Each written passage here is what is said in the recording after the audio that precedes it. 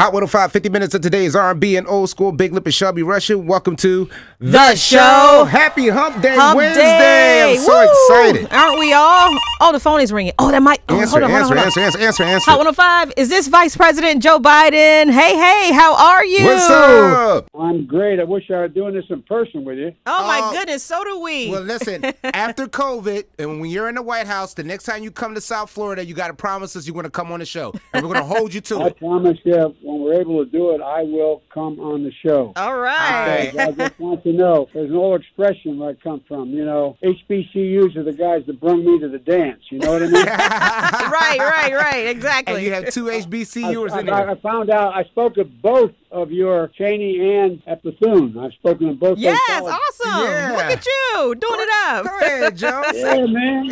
Hey, man. The Divine Nine, I just know where the power is, you know, in the community. I love That's it. what I'm talking about. We love it. Definitely. You think I'm kidding? I know. By the way, I committed we're going to have in the White House, as part of the outreach program, people representing the Divine Nine. I figured out where the power was, man, a long time ago. I used to be a public defender as a kid. Yes. I got involved in the civil rights movement early on, but it took me a while to figure where the real power was. You know yeah, I mean? you on the right track. Yo, I'm so glad that you just it. hit on that. Because you know what, Joe, for our listeners that are not familiar with your political record outside of the Obama-Biden administration, can you share some of your history and politics and some things that you've accomplished? So look, I used to be a kid, lived up in Scranton, Pennsylvania, where there were very few African Americans. I moved down to Delaware when I was in third grade, and I used to watch, as my mom would drop me off at school, I'd watch this bus go by full of African American kids. I wondered why that was the case, and I remember her saying to me, and it just struck me, they're not allowed to go to schools. They're not allowed to go to schools here in Delaware, public schools. And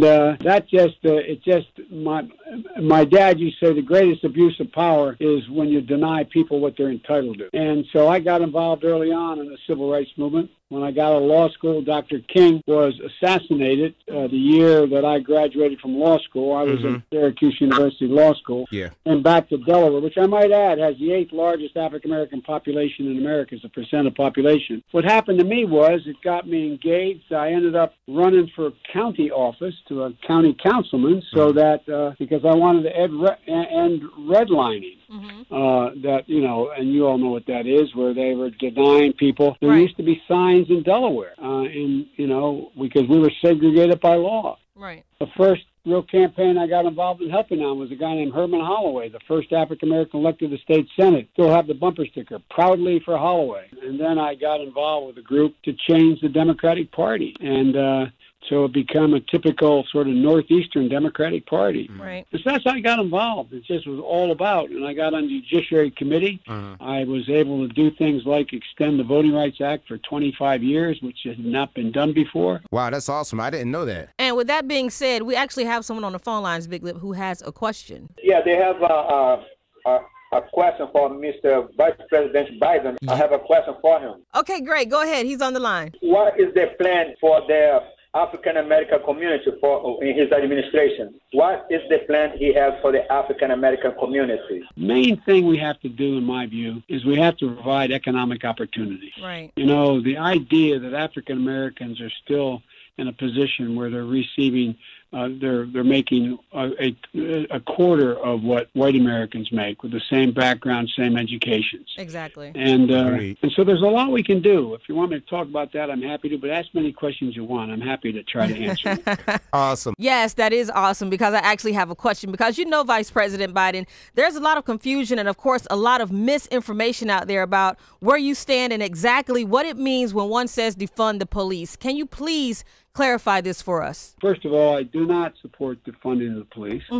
What I've supported my whole career is bringing police and the civil rights and African-American organizations together. Right. And so one of the things that, as you'll recall, coincidentally, we were talking about this in the plane, that the so-called crime bill that was talked about, what that provided was for community police. And every Democrat voted for it. All the black mayors voted for it. The black caucus voted for it. And what it did, it provided for the opportunity and the insistence that police got out of their automobiles and got to know the community. Okay. And what happened was violent crime actually went down, but also the arrest of African Americans went down when that was occurring. Then we lost the election. And by the way, in that same legislation, I set up drug courts. No one should be going to jail for a drug offense. They should be going into rehabilitation. Right. Rehabilitation. Nobody who smoked marijuana, the record should be totally expunged. They should be able to say honestly on the record when asked if ever arrested, no, if the arrest related to marijuana. We've got this all backwards. I am so happy you said that, Vice President Biden. I bet you are. Be quiet. Nobody ask you, Shelby. Anyway, so what exactly is your stance on the decriminalization of marijuana on a federal level, and will you make it legal? Well, I think we leave the legalization of marijuana to the states. But here's what I think happens in terms of marijuana. Nobody should have a record for marijuana should not be a crime. The use of marijuana, it should not be a felony. It should not. And so what happens is I would totally decriminalize marijuana. Totally decriminalize. Well, that is amazing news. Yes, it is. Well, I tell you what. Here's the other thing, though.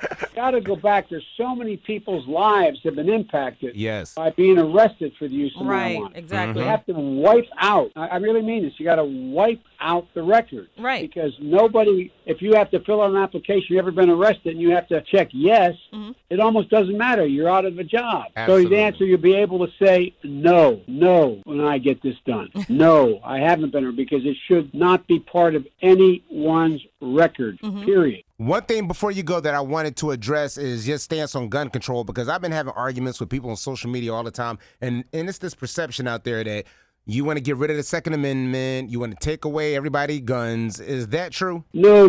What I want to do is say that there's two things that existed in the Second Amendment from the time it was passed.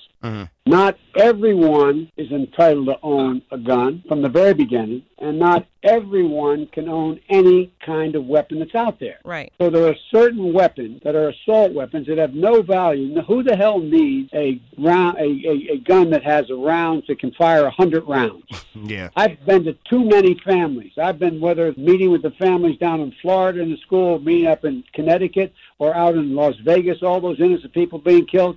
Nobody needs a weapon that can fire 30, 50, 100 rounds. Exactly. And if you're a hunter and you need that, well, darn, you shouldn't be hunting. Agreed. Wow. I agree. Number two, I am responsible for getting the background check legislation passed. The idea that if you, for example, these guys say no background check. Not anybody's been able to purchase a weapon. So you walk in, if you're 14 years old, should be able to go in and buy a pistol. If you are a convicted felon who has been restricted from being able to own a weapon, if you're on the terrorist list at the airport for flights, then should you be able to purchase a weapon? No one's ever said that. Right. That's never been. And so it's rational behavior. And by the way, one other thing. If you guys parked your car outside the studio today and you left your keys in the car, and a 15-year-old comes along and takes those keys and goes out and gets in an accident and kills somebody, you will be civilly liable for your negligence of leaving your key in the car. Wow, I didn't know that. Why should you not be responsible if you own a gun, to have a trigger lock, to keep it locked up, to not make it available to other people? Why should you not be held responsible? Right. It requires good citizenship. And by the way, those kids that got his mother's assault weapons up in Connecticut and killed all those babies and piled them up in corners and then shot them again. Wow. They were legally purchased by his mother. He had no ability to purchase such a weapon, but she left him out, and he took them and he killed all those kids. Wow. It is not right. There should be legal responsibility. Take care of your gun. I have shotguns. I have a 20 gauge and I have a 12 gauge, but I have them locked up in a gun cabinet. Right, where they should Trigger be. locks on them. Right, absolutely. where they should be. We see that on the news several times. We just had an incident here locally about a month ago where a kid got his hands on another gun and actually shot and killed his friend, another kid. So that totally makes sense. Yeah. And I totally agree. Accidentally. Yes. And most cases, and by the way, the other thing that's happening is there's so many people. You realize more people who die from a gunshot wound die as a consequence of suicide.